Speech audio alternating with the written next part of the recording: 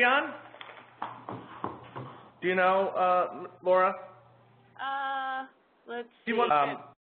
Kelly DeGraff is here, which is good, through our disaster services unit, because they're going to be launching the next network. And then we have some folks from OLBT as well, Susan Schechter, Jewel, and Kenya, and some folks are on the phone, I believe, Tony in our IT department. So I just wanted to kind of kick off the purpose of hosting this meeting. It was to show off the work we've done so far on development of the National Service Knowledge Network. This is a culmination of about 12 months of work that we've been working on to transition and continue our supported work efforts through with OIT, our technology infrastructure development, and with the Office of External Affairs and the public-facing CNCS website. And the purpose of the National Service Knowledge Network is so we can provide online spaces where our grantees, partners, and staff can share their information and resources in alignment with the CNCS strategic plan, and to cultivate our user-generated content and best practices. The model that you can see on the screen here is that the resource center model was that we had 90% of the content we were putting on there was about expert-created content. It was a TTA strategy that we were funding outside expert training providers, which were creating content for us in a variety of topics. And we had some amount of social sharing that was going on with that content, but a much smaller amount. We're kind of flipping the funnel where we're now focusing on tapping into the information and the resources that the grantees and the folks in the field have around these topics, specifically around the focus areas, as a way to see what bubbles up and to gather content that is user-generated and field derivative. This allows grantees, one, to help each other in lack of having people to call. They can help each other answer questions. They can enhance their own effectiveness and share their own resources and information, as well as create the opportunity so we can capture lessons learned as we develop programs and models around these new initiatives that we're launching. Another point is that this is the way that the Office of Leadership Development and Training and the Corporation for National Community Service has developed our training and technical assistance strategy delivery for the future. So this is the 2013 and the 14 budget request has put aside for creation and development and the maintenance of these online spaces, these knowledge networks, as well as the online courses that we're developing. So those are several of the strategies that the agency is behind in moving forward our TNTA online training delivery, is primarily through these networks and through the online courses which we've been developing. So I'm going to go ahead and turn it over and tell you a little bit about who is hosting the webinar for us today. So we have Laura Norbig at ETR Associates, who you should all know or spent some time working with in the past. Laura has been instrumental in developing our online community strategies at the Resource Center and at the National Service Knowledge Network, and she works for our cooperative agreement provider, ETR Associates. And then I'll let Michael and Jane introduce themselves, but just to give you a brief background, we have Michael DeLong, who's the Senior Manager for Online Communities and Social Media at TechSoup Global. They've been leaders in the field in developing online community spaces and in supporting nonprofits in use of technology. And Jane Cravens is an online community manager at TechSoup, as well as trainer in volunteer management and engagement. She has worked with corporation programs for the last 15+ years, but I'll let her talk a little bit about that. So I'm going to go ahead and turn it over and let you guys get started, and I'll put you on mute here in the room until we have some questions. Great, thanks, Jason. This is Michael DeLong, Senior Manager of Online Community and Social Media at TechSoup Global, and with me is Jane Cravens, the Online Community Manager, but Jane does a whole lot more than that. So Jane, if you want to briefly introduce yourself and talk about your relationship with online community.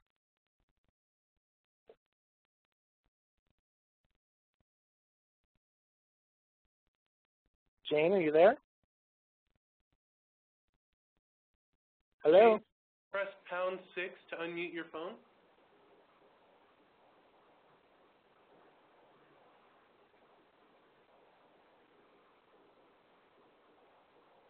Can you hear me now? Hello? Yep, we hear you. Hi, Jane. Yay. Hi. Sorry, my Skype unmute button didn't work. I thought that would work. Technology. Hi, this is Jane Cravens, not a technology expert, leading your technology workshop today. Yes, I work with TechSoup now. I am a part-time contractor with TechSoup, helping with their online community. And some of you may know me from work with the United Nations and with online volunteering, virtual volunteering. I do a lot of workshops, mostly in the U.S., and although I do step out of the U.S. quite a bit as well. And I'm focused mainly on volunteer engagement. And I try to make these workshops not really highly technical, but very practical, and Michael will back me up on that. And he chose the very smug picture of me there. So I encourage you to Google me to learn more about me. Great. So I'll just briefly introduce TechSoup. We are a nonprofit, a global nonprofit that helps other nonprofits, libraries, and social benefit organizations get the technology resources they need to fulfill their missions better. And we do that through 3 primary areas, which are products, resources, and then my favorite, and what we're talking about today, which is community. And you can see we have 47 donor partners around the world, which include Adobe, Cisco, Microsoft, and Symantec. And we are actually now in 39 countries because we've recently added the Philippines. And then I just want Laura to introduce herself briefly, and there's a couple slides in here that I have related to ETR. Let me see if I can find those. Oh, that's okay. You can just go in order. Okay, I'll just go through. All right. Yeah. Hi, everyone. As Jason said, I've been working with corporation-focused projects for 11 years now. So I've been with the Resource Center since the year 2000, originally overseeing our physical library and now overseeing these online communities. And next slide, Michael. Yep. Can we go back to one slide yeah. So we did have a question from one of the participants to just explain this slide a little bit more. So I just want to jump in real quick and say that the idea is, you know, we did used to have a very large website with a lot of resources, and while we encourage people to share those as online social media and things started opening up, now we are just shifting the focus a little bit to encourage more people sharing with one another, and they'll still be sharing resources, but the emphasis is shifting away from the resources. And next slide. Okay, so this is our first knowledge network. I hope that most of you know about it. And if you don't know about it yet, you go to the former Resource Center, which is now the National Service Knowledge Network, and there's plenty of links to it from the main page. This first knowledge network, we started a beta of it in March 2012, and we actually kept it in beta for about 6 months while we worked on the technology portion of it, but more importantly on building the community aspect of it, finding out who needed to be in this community, getting some discussions going, which you can see in the forums area, gathering resources because it is a newer focus area for the corporation, so we didn't already have a lot of existing resources.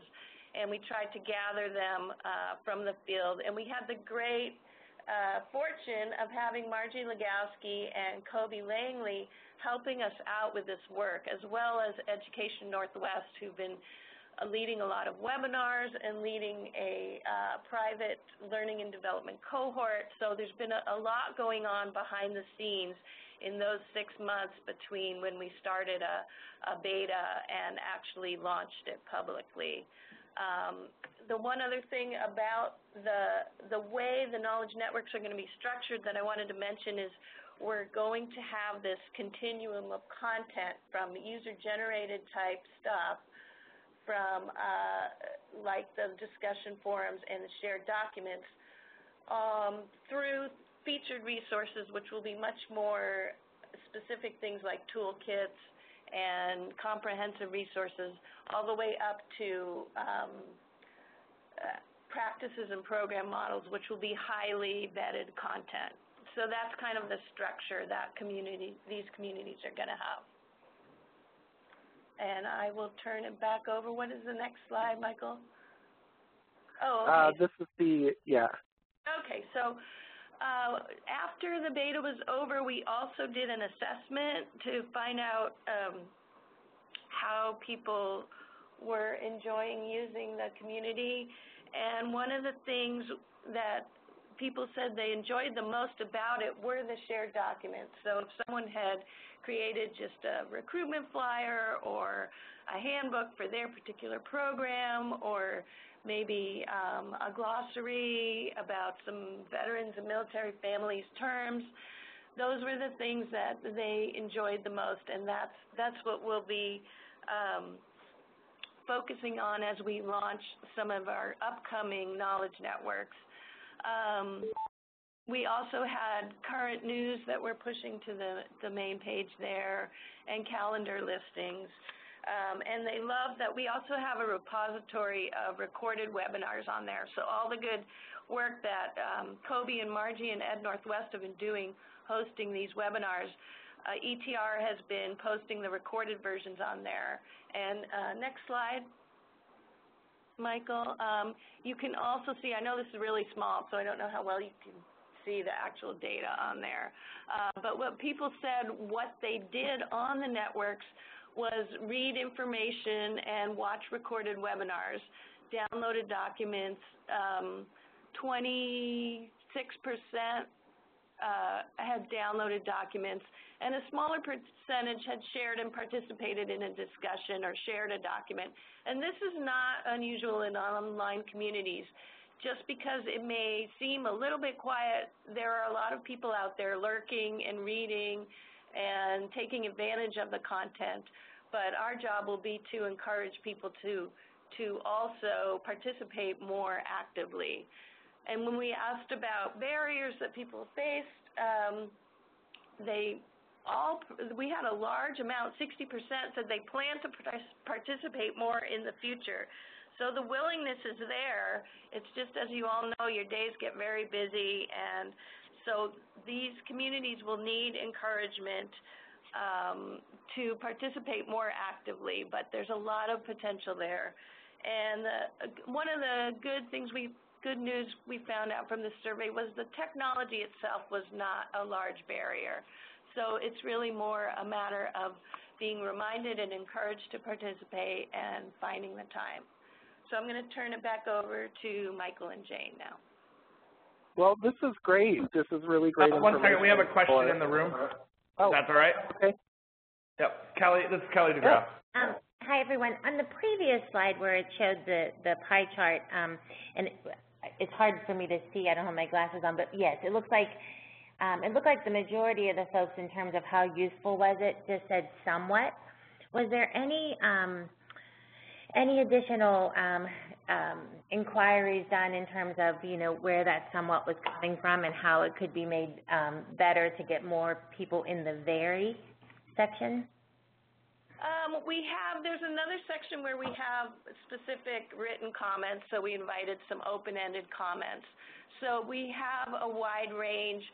And again, this was only a survey of about maybe 100, 150 people who participated in the beta part.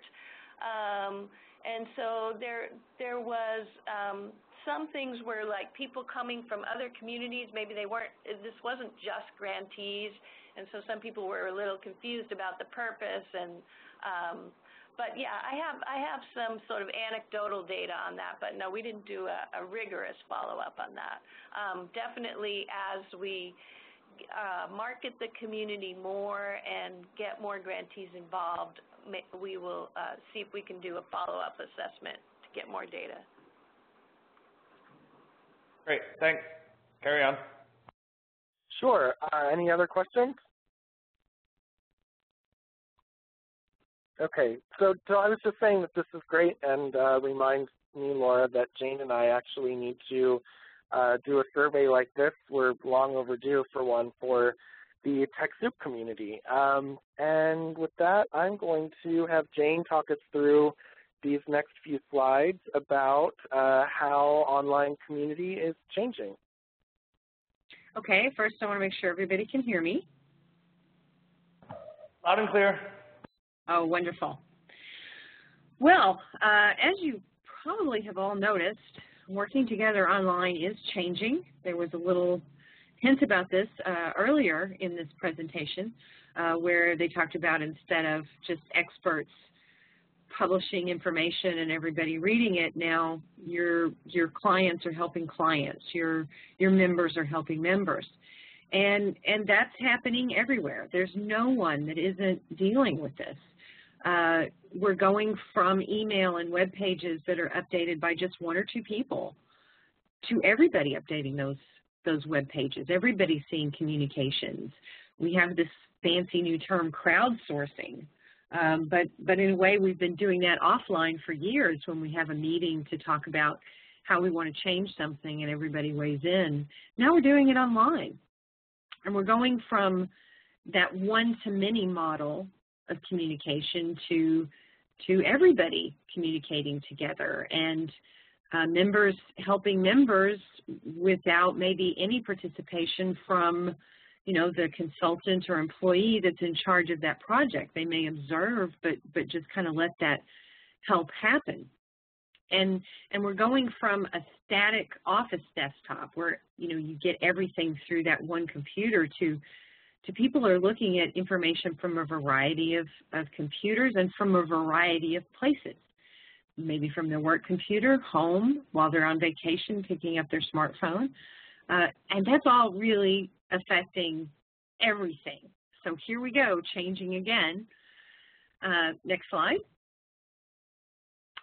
And so the way to think about this, the fancy academic terms, are we're becoming a community of practice, a knowledge network, peer-to-peer learning community. Those are all kind of mean the same thing. So when you hear those terms, they're not so much technical, they're just a different way that we're working together. And usually a knowledge network or a community of practice is made up of people who share something.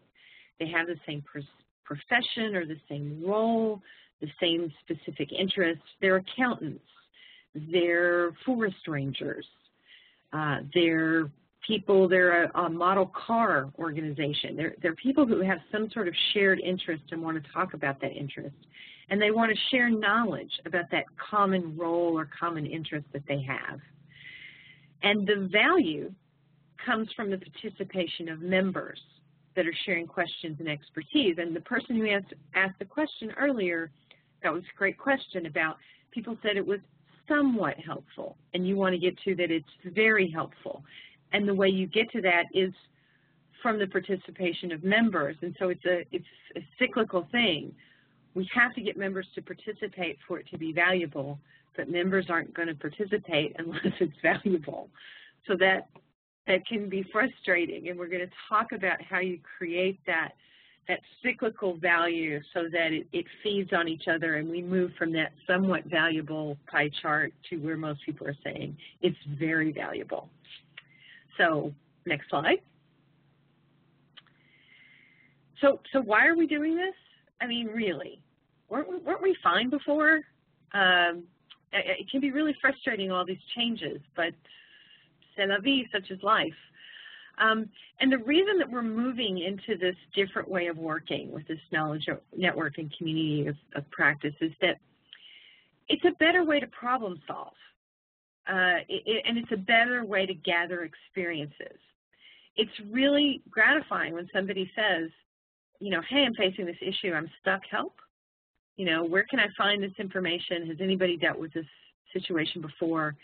And people start weighing in. I'm on the AmeriCorps discussion list, the email-based discussion list, and I see this happen all the time. It's a great example of a knowledge network where somebody says, hey, does anybody have an example of this? And people just start weighing in. But email isn't a very efficient way of doing that. You have to go back in the archives to find previous discussions, and it's just not very efficient. But I just want to point out, you're already doing this. It's a great way to share assets, to say, you know, I have a proposal, I'm really proud of it, and I thought it might help other people. I did this back in the 90s. I helped develop an AmeriCorps volunteer engagement guide for a local elementary school, and we were very proud of it. I worked with the AmeriCorps members, so we put it all online. We shared it with everybody because we thought, you know, hey, why reinvent the wheel? Let's let other people learn from this. It's a great way to create some synergy and coordination. I don't know if you do this, but I'll do this where I'll post to a knowledge network that I'm involved with and say, I'm going to be in this town in this date. Would anyone like to get together? Is there an event I attend? Would you like for me to do a training? Would you like to have coffee? And so it's a very human interaction. You know, technology is leading to very human face-to-face sharing. And, of course, it leads to discussion and debate, which I think many of you might fear. That's perfectly natural. That loaded question, what do you all think of this new policy? And people share what they think of the policy, and maybe they don't like it, but isn't it really wonderful that that happens in the knowledge network, and you can bring up that issue and maybe solve some misunderstandings? Michael, you want to weigh in at all, or? Yeah, I mean, I just want to add that, you know, one of the things for me, too, is just about how rapidly knowledge changes. So as we move from the sort of one-to-many to the many-to-many model, or going back to, you know, the diagram that was up earlier, going from the resources, sharing the resources to kind of having the sharing being the bigger, you know, piece of the puzzle, is that, you know, you can really surface things, and you know, as knowledge changes, you learn to identify who the people in your network are that really stay ahead of the curve. And so in a lot of ways, it can sort of ease the burden on the community manager or the organization to always have to be the thought leader there, because you find thought leaders in your network and you elevate them, and you let them be the ones who can keep you informed and keep everyone else ahead of that curve as well. Yeah, I couldn't agree more with that. And, you know, I'll also add that one of the reasons I love this way of working is I do much less surveys now with groups that I work with, because what they think is right there. It's right there. I can just read the discussion. And granted, not everybody participates. Some people are more lurkers and readers than they are sharers, and I still do surveys. But wow, it just comes so much earlier. If there's a problem, if there's something good happening, if there's those knowledge leaders, to me, things happen much quicker. And I love it. I hope you will love it. So, and there's a comment here. Oh, sorry, I didn't mean to step on you, Jane. There's a comment that came from Maggie saying that it seems to underscore the need to be mindful of who is actually in the network and who is not, for whatever reason, especially if the network members are considered thought leaders and influencers. I think that's a great point. That's an excellent point. Thank you, Margie, for that, because that's absolutely true. Being mindful is to me an imperative now in this way of working. You really have to think in a different way and to really think about where your words are going to go. So great comment. Next slide, perhaps. So I have to admit it's a little, for me it's hard to read. I'm looking at a laptop, but this shows you a flow of conversation. It shows you, I like the red pointers. Here's an example of that. You've heard this just-in-time learning and just-in-time resources where you don't learn something and then 9 months later go, oh yeah, I should apply that thing I learned 9 months ago. That's probably not going to happen. What's much more effective is to get the information when you need it, that just-in-time practical application. And then the next series of comments is a nice discussion about policy, legal interpretations. That's one of the things you'll see a lot online in knowledge networks are interpretations. You would think we're all speaking English, what's the problem? But the issue is that words are very powerful, and you really see it in this new way of thinking or this new way of working, how people interpret that fabulous policy you spent so much time on. My favorite is the professional development advice. Knowledge networks are transformative in increasing your knowledge in the workplace. You're still going to go to conferences, you're still going to take training classes and whatnot, but knowledge networks mean you get this every day. You get this all the time, and it's my favorite part of this way of working. And lastly, you have got to have humor, please. It's absolutely, I hate going to staff meetings where there's no humor. I hate going to knowledge networks where it's so dry that there's no personality. I think Michael's trying to jump in there. No, I was just chuckling.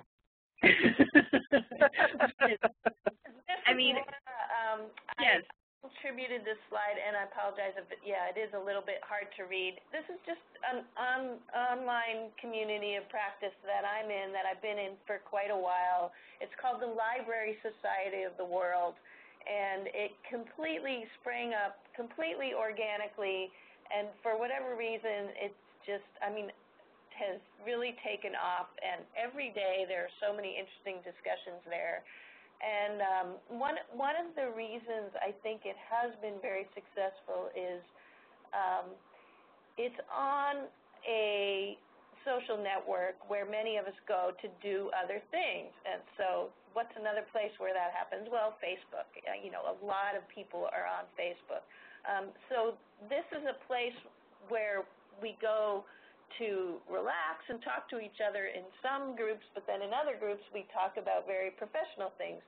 And so one of the things we looked at in that assessment slide with the pie charts, we did ask people if they're already on other social networks and if they would consider using those for both professional as well as personal communications. And that's something that's really changing, and everyone does it differently. Some people maybe want to keep their Facebook completely personal, but people are open to new things. And so the Knowledge Network does have a Facebook page, and we will start using it more intentionally to connect with grantees in Facebook, but then to drive them back to the Knowledge Networks that we host, so they have a more contained place to discuss things. And Laura, what you're bringing up is this is a community. In every sense of the word, I really want to emphasize that, what we're talking about. This isn't the old-fashioned, there's a room with books, you go in, you get your information. This is very much people learning together. And it's not even, you think of a conference where you go to a training and you sit down and the person gets up and they speak, and you all listen, and there's 15 minutes for questions at the end, and you leave. As you see from this thread, there's a lot of interaction, there's personality, and I think that's one of the things that intimidates people about knowledge networks more than the technology, is that you're really out there. Everybody's training, everybody's leading, and that can be really intimidating. But I think this is a great slide that shows you how these conversations can go, that they're conversations, they're not dry, and they're even sometimes a lot of fun. So next slide.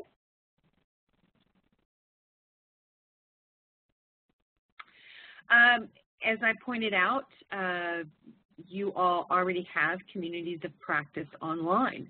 And these were some that I knew about, and then Laura added more. For instance, I'm on the AC list, the AmeriCorps group, and I absolutely find it fascinating. These are already happening. You've been doing this for years. Really, it's like with online volunteering. People think it's new, and then once you hear it described, you go, I've been doing that for years. Who knew? So you already have several groups, and there's probably more. And so next slide. Now this is a new slide, and I believe Laura added this, and these are the Vista forums. So this is another platform. This is a web-based platform. I believe the other groups were primarily email-based platforms. And what's nice about the web-based platforms is you have photos, you have profiles. Somebody can post, and you can click on that person to see, well, now who is that? You know, what else have they posted? If you've ever been on the TechSoup community, and I invite you all over there, you'll see that you can do the same on our community. And I'm sure you have the same struggle that we do, which is getting people to fill out their profiles. Laura, did you want to add anything to this? I just included this because it's a fairly recent screenshot, and one of the things I wanted to point out was we've had these forums for a long time. Vista Campus has been around for a while, and the first year or so, the forums were not as active. It wasn't a big part of our work plan to actively cultivate the forums, but we provided them as a service. But over time, they have become incredibly active and very well used, and it's partly effective marketing by Vista and the TTA providers that are working with them. But it's also just people have come to realize that it's a great place to connect. You know, as a Vista, you can feel pretty isolated. And I think it's amazing that it is so active considering, you know, Vistas are cycling in and out every year. But that's all I wanted to point out, is that it sometimes takes time to build these communities, but once they're established, they serve a good purpose. And that's a great point. Vistas are cycling out, you know, every year, in and out, and yet the knowledge is remaining. Here is all of the knowledge of past participants as well as current participants. And that's really wonderful. If somebody goes up to that search forums and types in something, they're going to get things recently, they're going to get things from years ago that might really be helpful to them. So this is a perfect example of an effective knowledge network. And as Laura said, it took time to cultivate, just like any community does. So next slide.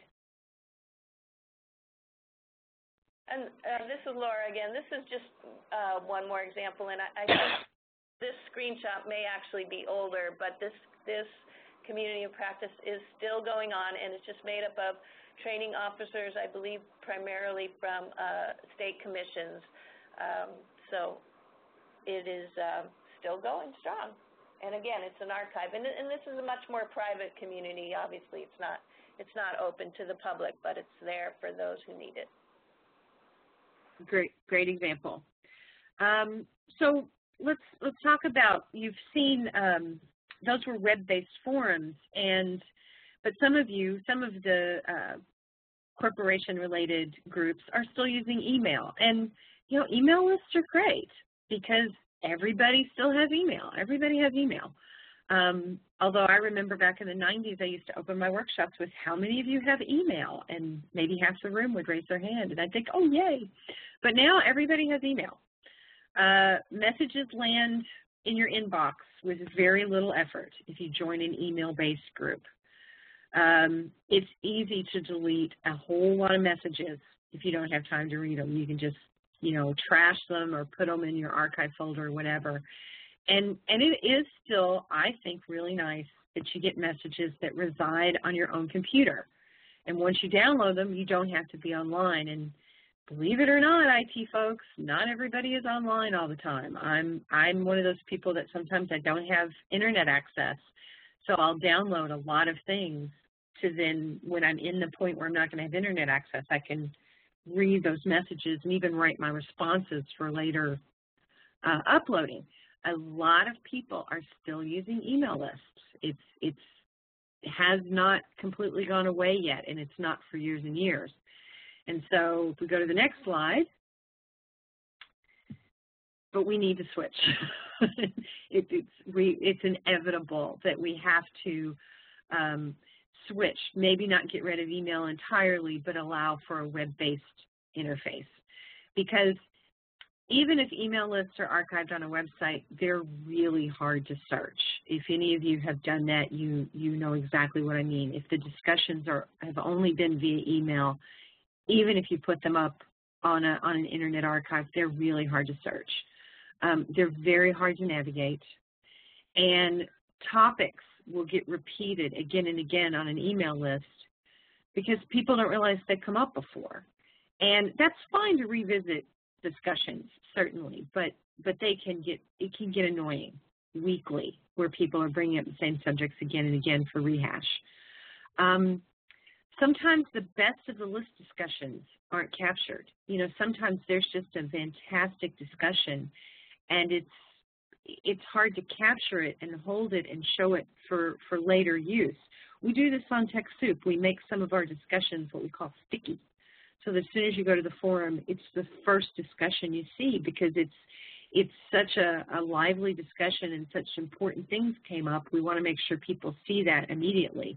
We can do that on a web-based interface. We couldn't do that on an email-based group. And email has evolved. People are online, you know, with mobile devices, and they're primarily engaging via web-based interfaces now. So the transition is happening. Email, I still like to get, for instance, I'm on Twitter, I'm Little Miss Twitter, but I still like to get email notices about various things, like when somebody mentions me or whatnot. So it's, maybe we're evolving, but email isn't entirely going to go away. But all of these discussion groups are going to have to be web-based if they're going to be effective in our current century. I guess the best way to put it. Michael, would you have anything to add to that? Laura, anyone? I think you've put it very well.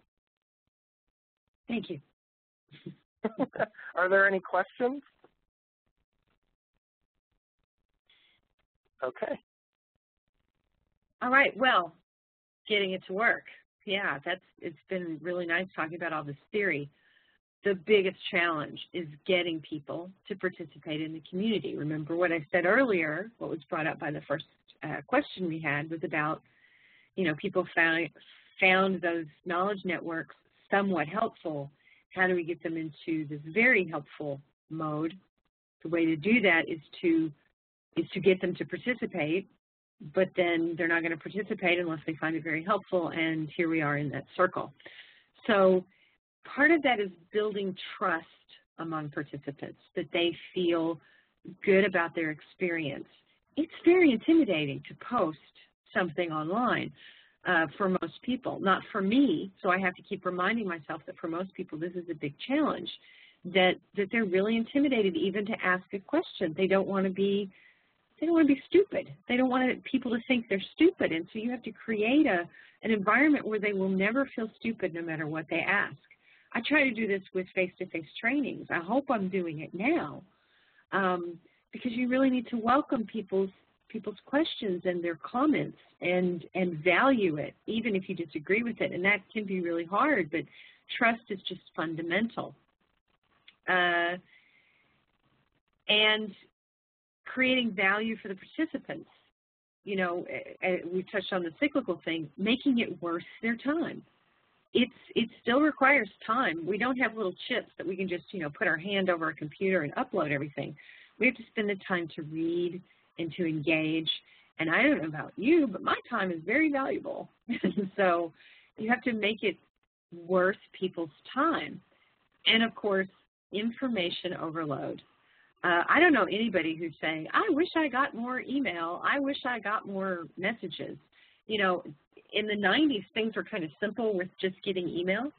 And now you're getting tweets and you're getting instant messages and you're getting text messages. And And information overload. I just went 2 weeks on a motorcycle trip where I did not use any electronics. It was fabulous. But when I came back, information overload, you know, hundreds and thousands of messages.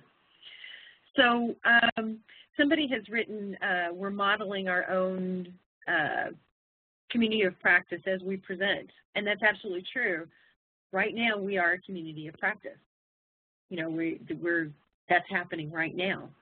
And I'm amazed at how many actually groups like this don't then have a community of practice so that later sharing can happen after training. You do, so that's really nice. But anyway, so back to getting it to work. It's absolutely the hardest challenge, which is why, with the next slide, I think. Well, we're still going to talk about cultivating communities of practice. This is not by me. This can be a little overwhelming, but it's one visual to show you all of the different ways that you make a community of practice, an online community of practice in particular, work. And what you'll notice with a lot of these is it's not about technology, it's about building trust and making sure people see that what they contribute is valued. You have to participate yourself if you want other people to participate. That's one of the things I want you to get from this slide and other things we're going to talk about. If you have not logged on to your community of practice and posted something, other people are not going to when you tell them, hey, you should log into our community practice and post something. People are not going to ask questions when you ask them to if you have not done it yourself. This slide talks a lot about those human elements that have to happen in order for people to find value in your community of practice and to engage in it. Michael or Laura, would you like to weigh in about this slide? Or? This is Laura, and this is obviously tons and tons of information on this slide, and we'll be making this PowerPoint available to you, so it's something you can mull over later. But I liked the way if you go through sort of that arc of where the arrows point, educate, support, get going, encourage, and integrate, there's some really valuable tips in there, and there's just a few key points along the way that can help you encourage community. Identifying needs and defining infrastructure without undue emphasis on fancy technology. So it's just pointing out that it's more about building community. It doesn't have to be about the technology. And maybe a takeaway from this is to think about, for those of you of a certain age like myself, you know, we went from not having and using the internet, not having email, to having and using email in the workplace. And that transition was a painful transition for a lot of people. I loved it, and a lot of my colleagues loved it, and we had people who refused to have email, who refused to get on the internet. What changed their mind? Seeing the value. Even though they were not on the internet, they were hearing the value all around them from colleagues in staff meetings, seeing it in reports. The same thing kind of has to happen, not kind of, it does have to happen for your community of practice. When people see the value everywhere without even having to log on, they're going to come see what the fuss is about. Did someone have something to say? Oh, yeah, I was just going to add that, you know, I really like the educate piece on this, and for me, that's so key, and it kind of speaks to the previous slide, the piece about information overload, because your community of practice is going to have its main topic that it organizes around, you know, whether that's, you know, library science or bread making or what have you. But then, you know, another layer of knowledge is going to be how to use the community itself. And so to have that education in place, whatever you can do to make it easier for people, whether that's short screencasts or just short blog entries about how to create a good profile, some tips about how to navigate the community, and, you know, any kind of ways that you can summarize and just make it really easy for people to get into that community and give them helpful tips, not just around your chosen topic area, but around how to navigate the community is extremely helpful. All I can say is right on. Great. Okay, well, a knowledge network is a garden. It really is. It takes ongoing cultivation. You don't just throw some seeds out and the next day you've got trees. And it's the same way with a knowledge network. You heard earlier Laura saying how it took years for a particular knowledge network to really come into fruition and where people were really using it and finding value. That's the case with most communities of practice, whether they're online or face-to-face. Think of it as a garden. It really is, you know, throwing out weeds and applying, you know, food and cultivating. So next slide. So with all of that said, that's been a lot of theory and some examples, and Michael pointed out that, you know, you need help. You need technical guidance, and you need help for when you face different issues. And that's why that's why the corporation, and that's why we created this wiki. And the wiki is for you, and it's for anybody who wants to create a knowledge network or a community of practice. It's not private, it's for everybody. And we've really tried to tackle issues on a basic level and an advanced level. We talk about why knowledge networks are important. Maybe that's not just to convince you. I hope you're convinced by now, but you are going to have to do some convincing.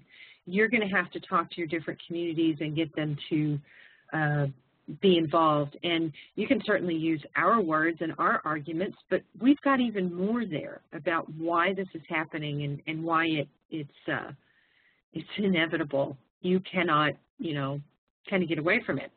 And Michael's brought up the wiki itself, which you can see.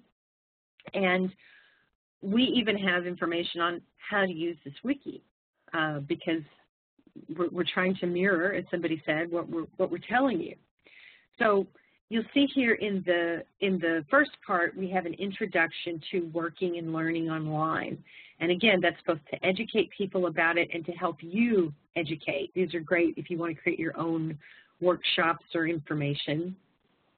And then we go into the fundamentals.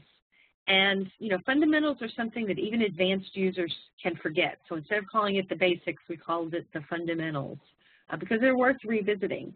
And here we really tried to talk about the things you're going to face, that we know you're going to face, which are getting people to participate, getting people to contribute. I talked about building trust. Well, how do you really do that? And so we have a link that takes you to various resources about how you build trust online. And then we also have a section on some things that we thought were really the best of the net, which were other people's thoughts on building communities of practice. So these are things we didn't write. We're pointing to other people's information. Time management, which will be the #1 reason people tell you they can't participate. They don't have time. So we're actually going to give you some advice on helping them and helping yourself with issues of time management. We wanted to put online events in the fundamentals because I think we're all in agreement that online events are fundamental to creating value and getting participation on your forum. And that doesn't have to be a live event like we're having now. It can even be a week where you're focusing the discussion on something, on a particular issue. Excuse me. Yes. Hi, Tagada. I have a question. This is Jewel. Can you say some more about the building trust part about it? I mean, I know in our world sometimes people are hesitant to be completely candid on a website that the corporation is funding and managing and that everybody has access to, including people's bosses, etc. How do you create trust in just with complete strangers, you know? Can you say more about that? It's a great question, and we could actually do an entire webinar on it because it's an art, not a science in a lot of ways. so with this section where we talk about building trust, we first talk about the different ways people communicate, because that's very important to keep in mind, because not everybody writes, you know, long essays the way I do, and the way you interpret the different ways people communicate online will have to do with the way trust is built. So if somebody writes something short, you can't interpret it necessarily as curt. And so a way to kill trust online would be if somebody wrote something short and you wrote, wow, you're sounding really curt, versus if somebody wrote something short and you wrote, I would really love to know more about that point of view. Could you say more? You've just built trust. You've just encouraged somebody to share more, and you may find out they're not upset or they're not being snarky. That's just the way they communicate. So that's the way you respond to the different ways people communicate online has a huge amount with trust. So do you recommend like ground rules or something? Because not everybody is going to do that. I mean, eventually they might see how the thing flows and those habits. But if you're starting one, do you have ground rules or something saying? I mean, if I could just chime in, this is Jason. In our online community, in our email discussion list, we do have ground rules, which we post monthly. That's true, we do. Reminder, because we have things like you can't post political discussions. Right. You're right, we do. For outside resources. So I think those, you know, sometimes in online forums, you make those things stickies, and the community tends to police that quite a bit. Yeah, if the community doesn't police it, then, you know, we always are in a moderating role where then we step in to say, hey, you know, cut it out. The language, or it might be getting a little tense in here. Let's, you know, we have the language that ETR uses, which I love, which is dear gentle user. Yeah, that's true. Those are really helpful. So, but I do want to say, though, that in a generic way, all that's great, but we can't forget about the sort of the power dynamics and the sort of political overlay of a lot of what we talk about, and people are very careful. We say to them, please be candid, this is a safe space. If we were sitting in a room somewhere, that would be completely true, more or less, but online, where stuff is accessible to really anyone, anytime, people are mindful of that. But so there's a certain level of holdback, and I think that's to be expected. So. And that's absolutely true. And it was, you talked about rules. You'll see as you scroll down, we have the section on etiquette. And finding examples of online rules is a very easy thing to do. I do it frequently, where I look at other people's rules for the community. We have them on TechSoup, and we point to them occasionally, remind somebody that, you know, this thing that's happened is not necessarily cool. And one of the things we also do is sometimes we make that discussion public, where we tell somebody publicly, hey, you know, these are our rules and this is how you need to communicate, and sometimes we do that privately. Just as in a room, you may take somebody aside and tell them something, versus you tell the entire room, hey, could you not use that language? I mean, it's, you can kind of see, I hope you can see my point, that it's, you kind of have to play it by ear. You can have rules. You need to think about how best to apply them and whatnot. But you're exactly right. Having something in writing is very powerful, and it's forever. It's absolutely forever. And everybody needs to be reminded of that. Email to one person is actually forever. It's always in an archive somewhere. That's absolutely worth reminding people. So yes, there will be some restrained discussions. On the other hand, there are things people will say on your online forum that they will never say to your face. There's a lot of people who like the comfort of being able to craft that message and spend time on it without, you know, having to get up in front of a room and actually say it. Michael, do you want to add anything, or? Well, you know, I think that we are kind of getting close, so I want to make sure that we have time to go through the rest of the material very quickly. Okay. I will add that for me, one of the biggest trust building in the communities that I manage, as well as the communities that I participate in, is consistency on the part of the people who manage the community. It's just extremely important to sort of have that like equanimity and kind of tempered way that you deal with everybody, and that you're never seen as sort of being capricious or playing favorites, or the rules just kind of change on a dime. You really want to present that kind of consistency across the board, and people really respond to that, and it really helps build trust.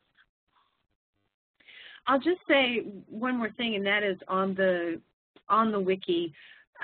You might really want to look at the section on confidentiality and the section on conflict. I think those are two sections you'll all enjoy. You'll find some really helpful information, a lot of examples, because yes, those are issues you do need to deal with, and they're going to happen. So instead of thinking of ways to stop them, think of ways to how to steer them, I guess would be the point. So let's go ahead and go to the next slide. Okay. Which is sorry for this graphic. This was me trying to keep myself entertained last night as I was putting these slides together. I suddenly have the need for toast. I don't know about you, but what knowledge networks can easily promote webinars, online and online training events, and small face-to-face gatherings. And I guess kind of the point is that online supports offline, offline supports online. Let them feed into each other. And remember that you can still do one-on-one networking. Michael and I do pick up the phone and talk to each other. You can do that with different community members as well. So let's go ahead and go to the next slide. And the keys to success is, I wanted to get time right up here. The key to success is spending the time. You have to make the time to read and post to knowledge networks yourself if you want other people to find value in them. And you need to evangelize about them. And I chose that word very carefully. You need to be out there talking about them as a user, not just as in a broad sense. And that's one of the things Michael and I have tried to do today is to talk about this as we do this. We're not just talking about this in the abstract. Again, if you want program staff and the field to engage in your fabulous network, you need to engage in that network. And hugely, please talk about what's happening on your networks in staff meetings, over lunch. Bring what's happening online to the offline world. That really intrigues people. That makes them go look at it. It reinforces, oh yeah, there was a debate happening. Very, very important to let those, don't separate those worlds. You just have a community, not an online community and an offline community. You have a community, and look at them as a whole like that. And again, lead by example. Just really can't emphasize that enough. Love the goldfish, Michael. Thanks. And Margie had another comment, and I do want to apologize. I think earlier I said Maggie. I was not being mindful at that moment. But at any rate, Margie has another comment about the emerging research on the relationship between face-to-face and virtual contact in terms of engagement. And Jane, I think you just touched on that a little bit, because one way I see that happening is having that very two-way or multi-way channel of communication, where you're bringing things from the community into other face-to-face ways that you engage inside your organization, and vice versa. But do you want to add anything, Jane, about that emerging area? I will. First of all, I have to say I haven't read much of the research. I can only speak anecdotally, and I have to say anecdotally I'm seeing the relationship between what you do online and what you do face-to-face. First of all, it has to be very strong. It does reinforce what you do online, what you do face-to-face can reinforce itself. And I want you to note that really younger generations don't think of online versus offline. They don't think that way. They don't think I have online friends and I have face-to-face friends. They just have friends. With online volunteering, for instance, we find research does show that most people who volunteer online also volunteer face-to-face, usually with the same organization. So people aren't thinking online, virtual versus real life face-to-face. They're actually thinking it as a whole. So I'm probably assuming that research is supporting that. And I guess the thing I would add is you ignore one or the other at your own peril. If you only do things online and you ignore the offline world, it's at your peril, and vice versa, because they really are completely integrated for most people, especially for younger generations. So I don't know if that spoke to what you were bringing up, Margie, which was an excellent point. Well, we can go to the next slide. And so what are you going to do right now? Well, you're all going to rush out of this room and go get on a wiki. You've got some really wonderful online spaces created by the corporation, including the Veterans and Military Families Knowledge Network, which I'm on. And, of course, you've got our wiki. And one of the things I want you to note is our wiki has some red asterisks, which means the material hasn't been developed. And we actually reserved those because we want online volunteers to develop that material, because we want our wiki to be collaborative. We don't just want it to be, you know, me telling you what you should do. We really want it to be collaborative. And so that's one of the ways we very purposely and mindfully created a way for that to happen. So I really want to see you all online, and I always say this and no one ever does, you can email me. Let me see you online, and let me interact with you online. Let's make this happen. So make a list of what is working and what is not as you go through this process, and share that with other staff, formally or informally. I really hope you all will develop strategies on how you're going to use wikis and online community spaces and knowledge networks in whatever form they are. And we want to hear back from you about, I couldn't find this on the wiki, here's what I need. The wiki is for everybody, not just the corporation programs, and you're everybody. So feed back to us. Let us hear what's working and what's not, what you can find, what you can't. Help us grow this and make this a fantastic, timely resource. And next slide. You can email us, and it doesn't just go to Michael and me, it goes to the entire TechSoup community team. We'll crowdsource your issue. You can also go to we're very transparent. You can go to the TechSoup community, and you can post right there to one of the forum branches, to the digital engagement branch, to the planning and policy branch, whatever you want, and let everybody crowdsource your issue. We welcome you to do that. You can say, I attended this, wonderful webinar, which was so interactive, but I had some questions and wondered how other people have handled this or that issue. We would love to see you there, and we would love to help you further explore your use and involvement in communities of practice. Great. Thank you, Jane. Thank you, Michael and Laura. Do we have any other questions, either on the phone or in the room? This information is going to be made available.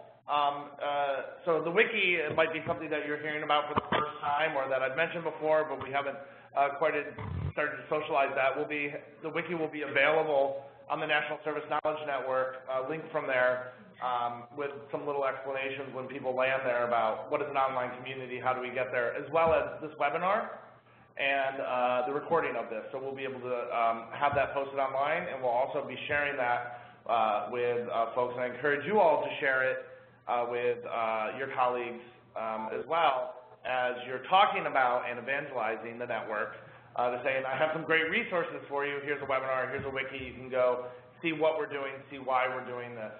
And this is the way that we're moving forward. I just want to thank Michael, Laura, and Jane for taking the time out to be with us today. Thank you all. Thank you. Thank yeah, you. I'm excited to be here. Great. Well, we're going to go ahead and sign off now. Thanks so much. You guys have a good afternoon. Bye-bye.